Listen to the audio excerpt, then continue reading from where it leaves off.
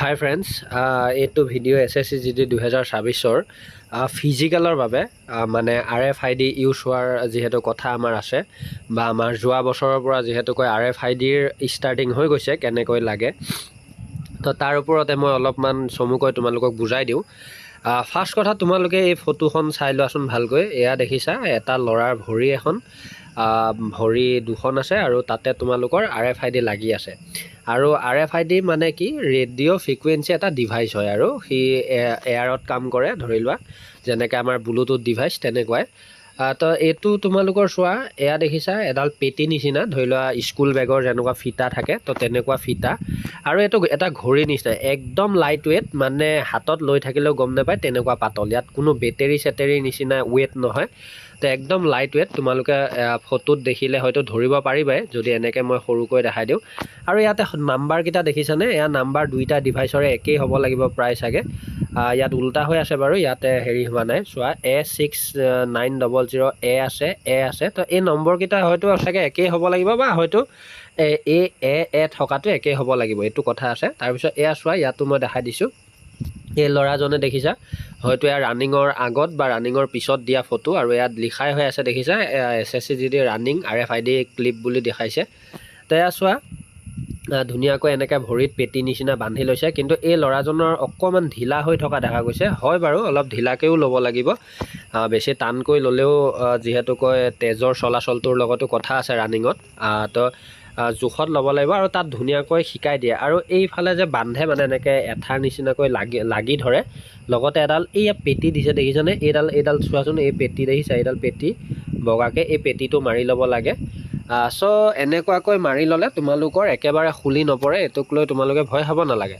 আৰু ইয়ে কি কৰিব, তোমালোকক ধৰি লোৱা ৰানিঙত টাইমিংটো কিমান লাগিছে, ডিষ্টেঞ্চ সঁচাকৈ তোমালোকে কিমান অতিক্ৰম কৰিছা, গোটেই তথ্যখিনি ই কম্পিউটাৰৰ থ্ৰুৱেদি তোমালোকক দি দিব। এতিয়া কথা হ'ল চোৱা, মই ভিডিঅ'টো দিয়াৰ মেইন কথাটো হ'ল কি, RFIDৰ কথা নতুন কেণ্ডিডেটখিনিয়ে হয়তো নাজানিব পাৰা, বা ডিভাইচটো কেনেকুৱা নাজানিব পাৰা। চ' এই ভিডিঅ'টো তোমালোকে চালে অলপ হ'লেও আভাস পাবা। আৰু যদি এই ভিডিঅ'টোত আভাস নোপোৱা, তেতিয়াহ'লে তোমালোকে এই ভিডিঅ'টো চাই তোমালোকে যদি যিকোনো এটা ব্ৰাউজাৰত গৈ চাৰ্চ কৰা যে RFID SSCGD, তো এনেকৈ চাৰ্চ কৰিলে তোমালোকে তাতে বিভিন্ন ফটো বা ডিটেইলিং তোমালোকে পাই যাবা। চ' তোমালোকে তাতেও চাই ল'ব পাৰা, নতুন মেল হওক ফিমেল হওক কেণ্ডিডেটখিনিয়ে। তো মই ইয়াতে ক'বলগীয়া কথা এইকেইটা, যে তোমালোকে RFID লগোৱাৰ পিছত কি ভুল কৰিব নালাগিব। প্ৰথম কথাটো হ'ল, তোমালোকে এইকেইটা ভালকৈ বান্ধি ল'ব লাগিব, আৰু ধুনীয়াকৈ কিবা ভুল হৈছেনে নাই তেওঁলোকে চাই, যিহেতু তোমালোকে দেখুৱাই ল'ব লাগিব। তাৰপিছত তোমালোকে ধৰি লোৱা, এয়া যেতিয়া লগোৱা হ'ব, তেওঁলোকে চাব যে এই ডিভাইচকেইটাই কাম কৰিছেনে নাই। যদি কাম কৰিছে বুলি কয়, তো তেতিয়াহে তোমালোকে ৰানিং কৰিবা। যদি কাম কৰা নাই, তেতিয়া ৰানিং নকৰিবা, ভুলতো নকৰিবা। কাৰণ কিয়, তোমালোকৰ যদি এটা ডিভাইচেও কাম কৰা নাই, তো তেতিয়াহ'লে তোমালোকে 5 কিলোমিটাৰ নালাগে, তোমালোকে 10 কিলোমিটাৰ ৰানিং কৰি থৈ আহিলেও তোমালোকক জিৰ'ই দেখাই দিব, বা টাইমিংটো একদমেই ইকুৱেল নেদেখুৱাব। চ' এইখিনি কথা তোমালোকে মন দিব লাগিব। তাৰপিছত 2 নম্বৰ কথাটো হ'ল কি, আমাৰ SSCGDত যোৱা বছৰ তাৰ আগৰ, মানে যোৱা বাৰৰ পৰা যিহেতুকৈ RFIDটো লাগিছে, তো তাৰ আগৰ কথা কৈছোঁ, মানে 2023-24 বৰ্ষ বা তাৰ আগত কি আছিলে, যে 5 কিলোমিটাৰ 24 মিনিট। এতিয়া কিছু চেণ্টাৰত কি হোৱা দেখা গৈছিলে, আমি সকলোৱে জানো অলপ হ'লেও, যে 24 মিনিট পাৰ হৈ যদি 10 ছেকেণ্ড বা 20 ছেকেণ্ড কোনোবা এজন ল'ৰাৰ যদি লাগি গৈছিল, বা এজনী ছোৱালীৰ যদি 1600 মিটাৰ 8.5 মিনিটৰ ঠাইত 9 মিনিটো লাগি গৈছিল, তথাপিও একচেপ্ট কৰিছিল। আৰু এই কথাটো মই জনাৰ কথা, বা বহুতে হয়তো জনাৰ কথা। এতিয়া বহুতে নহয় বুলিও ক'ব পাৰে, একো নাই বাৰু, হোৱা কথা হৈ গ'ল। কিন্তু কথাটো হ'ল, এই ডিভাইচটো লগোৱাৰ পিছত তোমালোকে 0.1 মানে মাইক্ৰ' ছেকেণ্ডতো তোমালোকক একচেপ্ট নকৰে। মানে তোমালোকে পৰাপক্ষত 23 মিনিট 55 ছেকেণ্ড 58 ছেকেণ্ড 59 ছেকেণ্ডত সোমাবলৈ চেষ্টা কৰা, তাতকৈ কমত চেষ্টা কৰা, 21 মিনিট 20 মিনিট 18 মিনিট, বা তোমালোকে 22-23 মিনিট। কিন্তু কেতিয়াও ঘৰত 24 মিনিটত দৌৰি তাত 24 মিনিট কাৰেক্টত সোমাম বুলি গ'লে তোমালোকে 100% মানে ডিছকুৱালিফাই হ'বা, ফিজিকেলটো মানে পাছ কৰিব নোৱাৰিবা।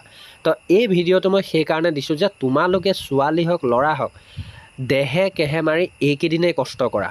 ময়ো যোৱা বছৰ তেনেকুৱা অলপ সৰু ভুলৰ বাবে মোৰো কিছুমান বহুত ডাঙৰ ভুল হয়। মই যোৱা বছৰ ভেকেঞ্চিটোত মই জব ল'ব নোৱাৰিলোঁ, কিন্তু মোৰ মাৰ্ক খুব সুন্দৰ মাৰ্ক আছিল, কিন্তু মই চাকৰি ল'ব নোৱাৰিলোঁ।